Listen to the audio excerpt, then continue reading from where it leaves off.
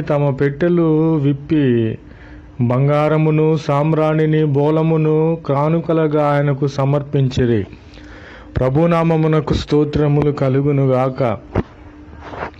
ఆ నక్షత్రము ఆగియున్న చోటికి ఆ మీదుగా ఆ ఇంటికి పైగా పశువుల పాకకు పైగా అది ఆగియున్నది నక్షత్రము. కాబట్టి వారు అక్కడ ఆ యొక్క పశువుల పాకలోనికి ఆ జ్ఞానులు వెళ్ళి ఉన్నారు. ఎందుకంటే ప్రభు అయిన క్రీస్తు వారు అక్కడ పుట్టి ఉన్నారు కనుక. కాబట్టి మన ఇళ్లలో క్రీస్తును మన శరీరము దేహములనే దేవాలయములుగా చేసుకొనినప్పుడు మనము క్రీస్తును పోలిన వారము, క్రీస్తుని కలిగి ఉన్న వారము కనుక మన ఇళ్లపైన నిజముగా మనము క్రీస్తుని కలిగి ఉన్న వారమైతే మన హృదయములు